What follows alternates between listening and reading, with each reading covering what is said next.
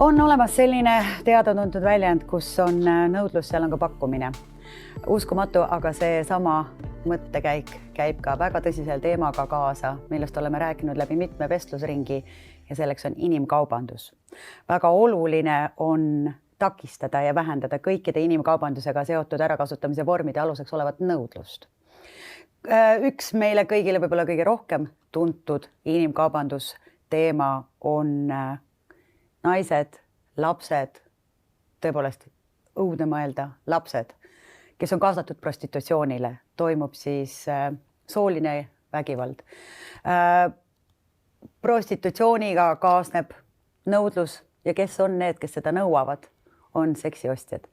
Ja vot sellel teemal nüüd me hakkame eraldi täna rääkima ja minuga on taaskord Eda Mölder, psühhoterapeut, inimkaubanduse ekspert, aga ka väga aktiivne eluliini eestvedaja ja tema kõrval on meie särav jurist, naine, kes on väga palju aidanud kaasa just nendele kaasustele, mis on seotud inimõigustega ja siin on tegemist siis täieliku eksperdiga.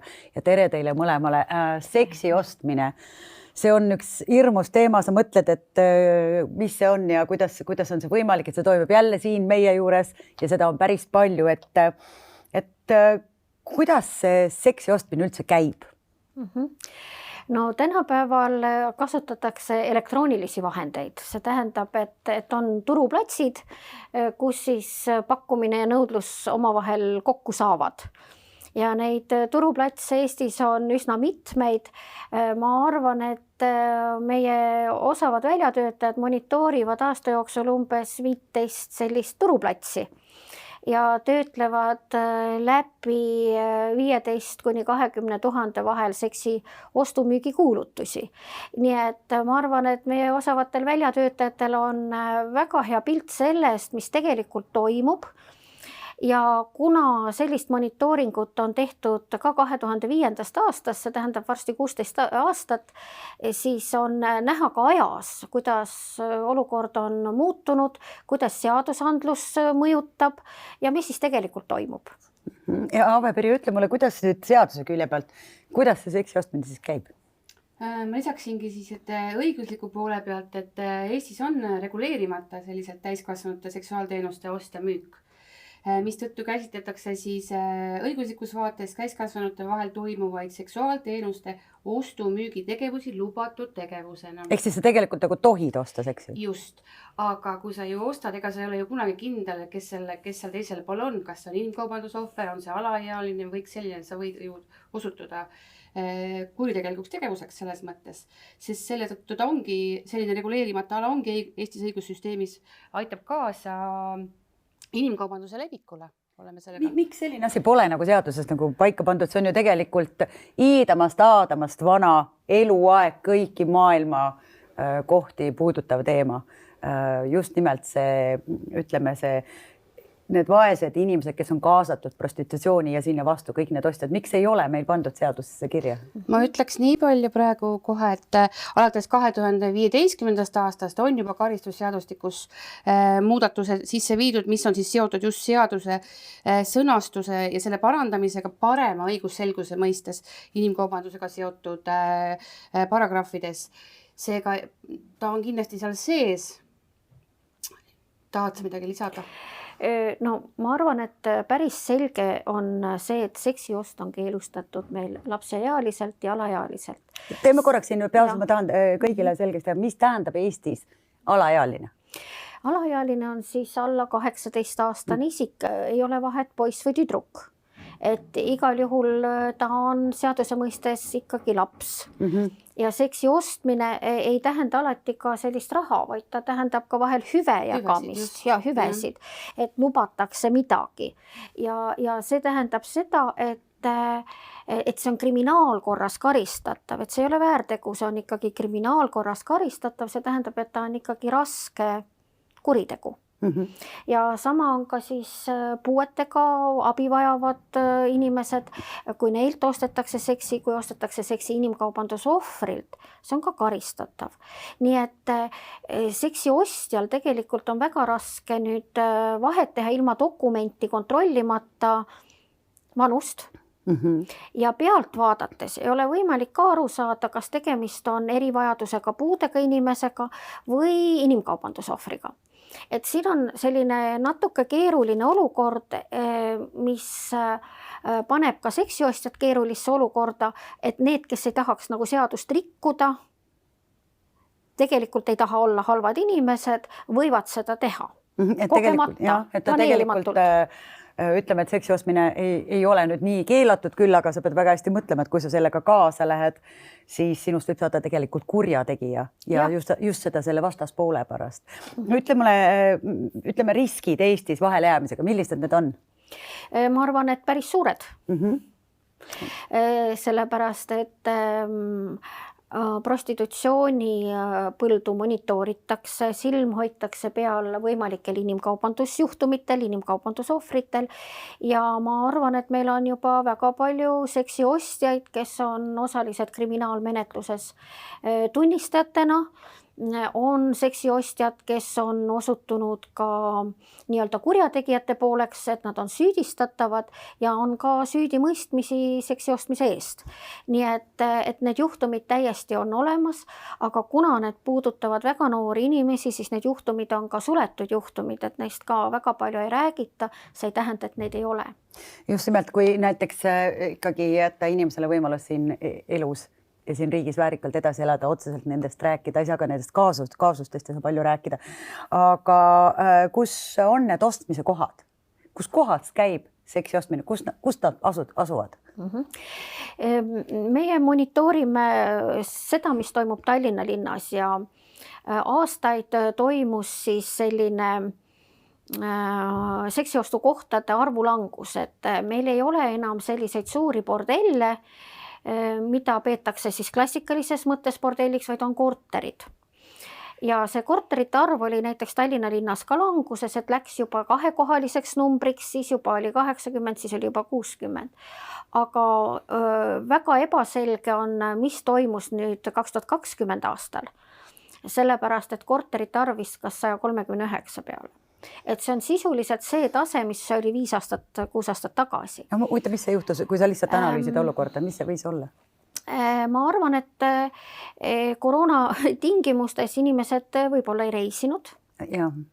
Ei käinud võib-olla välisriikides, võib-olla ka sissetulekute muutus tekkis, et siin on neid komponente nii palju ja võib-olla tekkis ka selliseid ümberkolimisi, et üks aadress vahetati teise vastu, et selles mõttes aadresse tuli palju, kas alati tuli siis erinevaid inimesi sinna taha.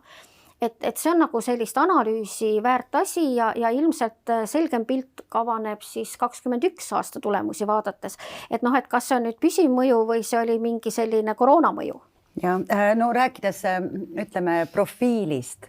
Vaata, kui me oleme kunagi mõelnud selle peale, et need netikommentaatorid, kes solvavad inimesi igal pool, siis mingist analüüsist tuli ju välja väga selgelt, et tegemist on sinu enda kõrvaltoas istuva keskmisest kõrgema haridusega töökaaslasega, kellel lihtsalt ei ole seda verbaalset väljaütlemist kuskile mujale vist panna, seetõttu ta lihtsalt lammutab kuskil. Nüüd rääkides sellisest seksi ostja profiilist, sellega ju kaasneb raha maksmine, mis tõttu ta ei saa ka olla täiesti mitte finantsiliselt heal pädeval seisukohal olev inimene, et kes need on, mis on nende profiil? Tegelikult see profiil on väga kirju. Profiil on väga kirju ja ma arvan, et meile on väga suur riskikoht need seksiostjad, kes soovivad osta seksi väga noortelt inimestelt. Et meil on praegu see kokkuleppeline seksimisiga 14 aastat ja seal 14-15 ümber on väga palju inimesi, kes tahavad osta seksi selles vanuses sihtrühmal. Kas see mingil määral läheb pedofiilia alla või? Ma arvan, et terminoloogiliselt ta ei ole pedofiilia, sisuliselt minu meelest on. Sest 14 võib olla väga laps ja 14 võib olla natuke ka küpsem, aga lõppude lõpuks tal ei ole ikkagi otsustamisoskust oma suhete üle. Ja kahjuks on siis raha küsimus ka väga oluline, et kui alguses hakatakse seda väga noort inimest meelitama rahaga, siis ühel hetkel selgub, et seda raha ei ole piisavalt, et seda seksi kogu aeg osta või hoida seda suhet kuidagi üleval ja siis tekib nagu järgmine idee, et kui on leitud see noor, ehk ta on juba sisse tõmmatud, ta on värvatud, temalt seksi ostetakse, hakatakse teda pakkuma järgmistele seksiostjatele. Ehk see esimene seksiostja võib üsna kergelt muutuda sutenööriks ehk vahendajaks. Nii nagu sa ka eelmisel korral tõid ühe näite vist selleks, meile. et hakata ütleme, rahastama nagu oma vajadust. Natuke meenutab see narkodiilerlust, et kõigepealt tarvitan ise, pärast müün teistele, et oma vajadust rahuldada. Ja see tähendab seda, et järjest laiemat ringi noori tõmmatakse sisse, et see on nagu selline, et kui seksiostja läheb üle tegelikult selleks seksivahendajaks, et see on väga, väga ohtlik ja väga raske seltskond ja neid on üsna palju, nende hulgas on siis meil lugupeetud erialade esindajad, seal hulgas on pedagooge, treenereid, seal hulgas on meil riigiametnikke, et haridus ja amet ei mõjuta seda, milline on inimese seksuaalne huvi või seksuaalne orientatsioon. Võib-olla amet, haridus mõjutab seda, kuidas inimene seda soovi kontrollib. No ma mõtlen, et jälle üks mõttekoht siin kõikidele lapsevanematele, mitte ainult lapsevanematele, ka nendele, kes oskavad või tahavad märgata, et seksi ostmisest seksiostjast võib saada sutenöör, mis tähendab seda, et jällegi sinu nimekirjas olid kõik need inimesed, kes tiirlevad igapäevaselt meie enda laste ümber, et märgata seda, kes on sinu inimeste ümber, kellega nad suhtlevad ja kes on need, kes neile nagu ütleme, mõjuvad positiivselt, ei tähenda alati seda, et see inspireeriv inimene on puhas ja hea, tuleb uskuda ja loota, et inimesed on head, aga reaalsus on vist natuke teine, eriti teie maailmas.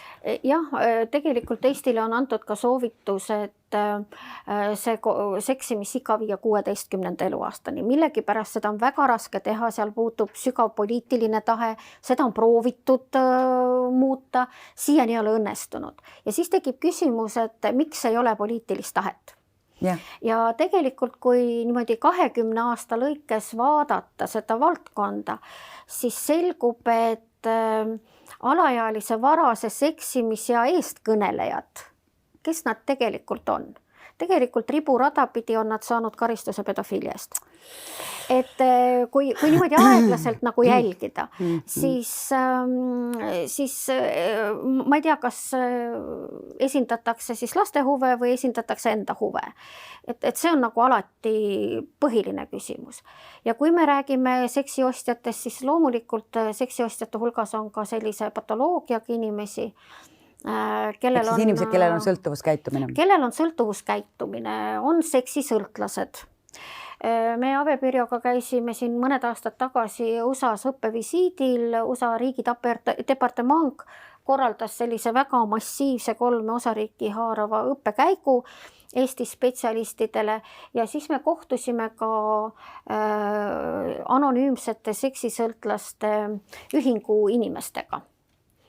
Ja nemad olid siis sellised juhtpositsioonil olevad inimesed ja nemad siis ka kirjeldasid, milliste sõltuvustega nad seal tegelikult hädas on, alates pornograafiast, alates ümberrõivastumisest ja ütleme kompulsiivsest seksiostust.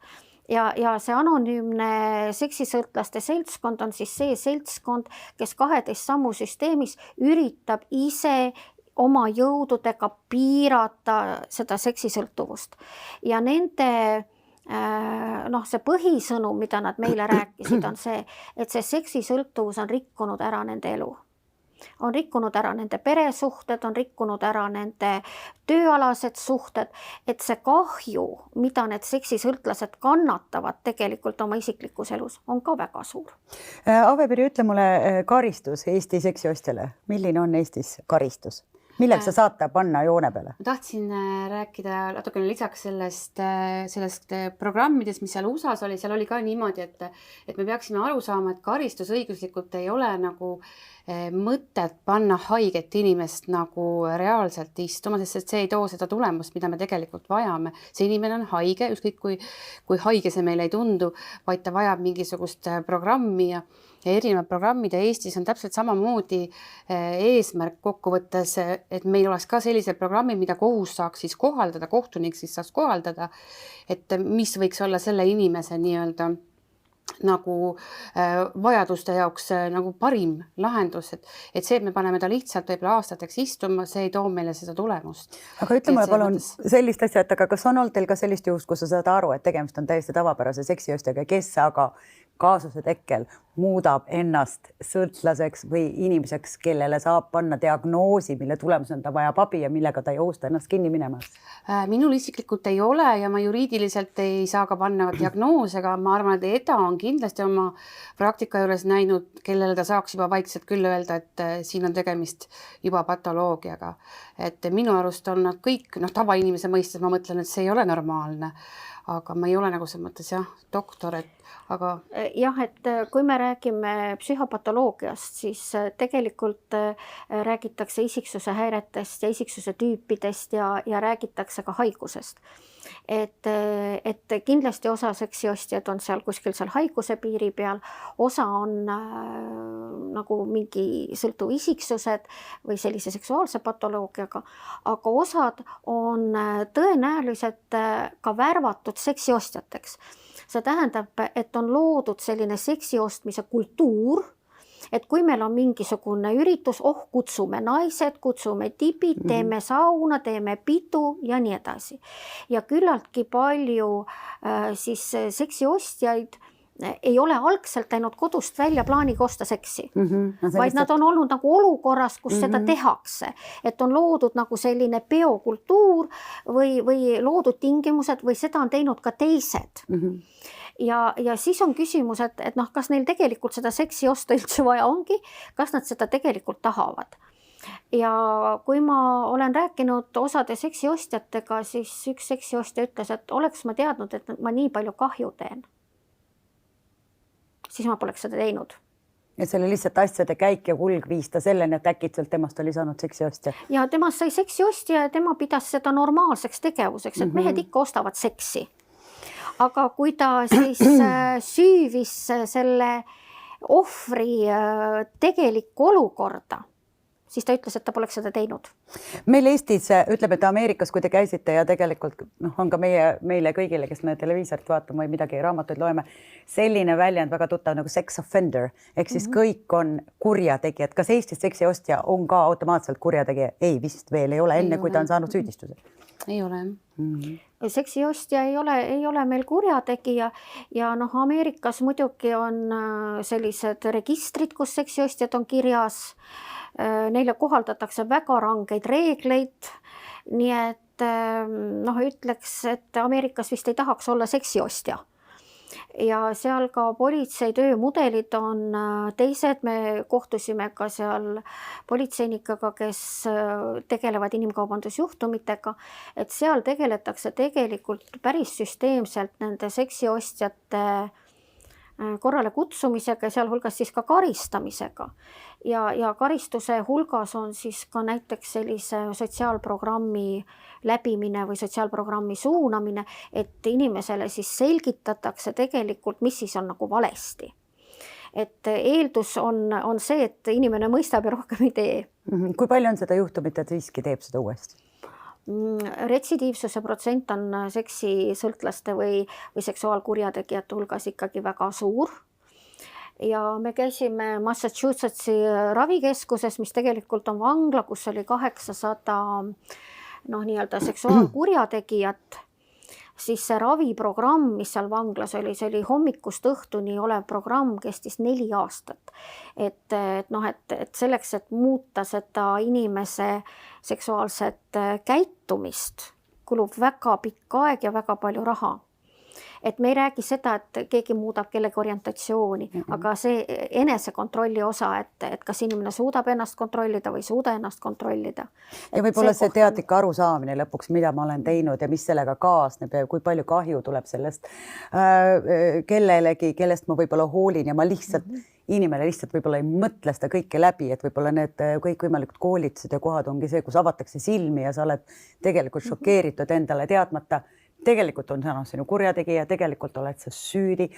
Aga kui on süüdistused natukene, meil on need teemad nii tõsiselt, võtame ühe positiivse külje asjale. Kui on süüdistus käes, tuleb karistus. Kuidas teil on olnud, et millised summast on Eestis välja nõutud karistuste eest? On teil neid võite olnud, et tõesti asi läheb läbi ja ta saab karistatud sellest, et ta on teinud valesti? Et kui me räägime nüüd nagu inimkaubandusjuhtumitest, siis tegelikult me räägime sellisest mittevaralisest kahjust, moraalsest kompensatsioonist ja need summad liiguvad 150 000 ümber, mida kohus on ka reaalselt välja mõistnud. Mida kohus on nõustunud, jah. Viimane minu isiklik oligi, seal oli kohus nõustus põhimõtteliselt 90%, see tähendabki 100 000 oli mitme süüdistada peal kokku, mis mõisteti kannatanule välja. Et selles mõttes see on ikkagi väga suur pretsedent Eesti mõistes, kui saab nii öelda. Et kõik mõistavad, et see tegemist on väga tõsise teemaga, et me ei räägi siin mingit, ma ei tea, kellegi pikali lükkamisest kergelt, et põlv läks katki. Et siin on ikka aastate pikkune vaimne vägivald, kõik, mis sealt hiljem pärast tuleb. Ja ma tahtsin lisada võib-olla selle Ameerika käigu suhtes, et ma arvan, et siin Eestis selle seksi ostmisega on ka nii, et kõige tähtsam ongi teadvustamine. Me tihti põrkume kokku sellise aruteluga, et ütleb keegi vastas siis meil ka väga haritud inimene, et miks siis ei või olla neid kortereid ja neid nii-öelda neid lõbumaju, et mis siin kahju on siis, et las need mehed käivad seal, et need tüdrukud kontrollivad seal ennast arstide juures ja kõik on okei. Ja siis me küsime vastu, aga sinu tütar läheb sinna tööle siis või? Ja siis on nagu vaikus, ei, minu tütar küll sinna tööle ei lähe. Nii, aga siis tekib vaikus ruumis, et aga kust me teame, kelle tütar, kelle õde, kelle ema seal tööl on ja kust me teame, miks ta sinna läks. Kuidas ta on sunnitud. Ja kuidas ta on sunnitud, kas see tema vaba valik või oli see tema vaimselt midagi häiritud, mis iganes mentaalsed häired, mis iganes, nagu me siin enne rääkisime ka puuetest, et siis kui me ütleme, et kui sinu laps sinna läheb või sinu õde, et siis sa võtad seda nagu, et ei, tema küll ei lähe, aga kus on need inimesed, kes siis sinna lähevad? Ikka meie enda kõrvalt. Ja just nimelt tuleb mõelda jälle selle peale, et kuidas sina tead, et see ei puuduta üks päev sinu enda pereliikmeid, et see on olemas, see juhtub praegu siin meie ümber, kas me tahame seda või me taha, see teadvustamine, see teadlikkus, iseenda peas ja arusaamine, mis meie ümber toimub, on võib-olla üks viis, kuidas saab seda ühiskonda paremaks muuta. Ave Pirjo Paloveriga me räägime juba järgmisel korral väga põhjalikult sellel samal teemal jätkates. Aitäh sulle, Eda, taas. Aitäh ja panen teile hingele. Kui lähed seksi ostma, mis nii-öelda ei ole keelatud, siis mõtle hästi järgi, milline kahju on selle taga, kes saavad sellest kahju ja mis saab sinu eluga tulevikus ja kui palju sa tegelikult pärast kannatad. Kohtumiseni.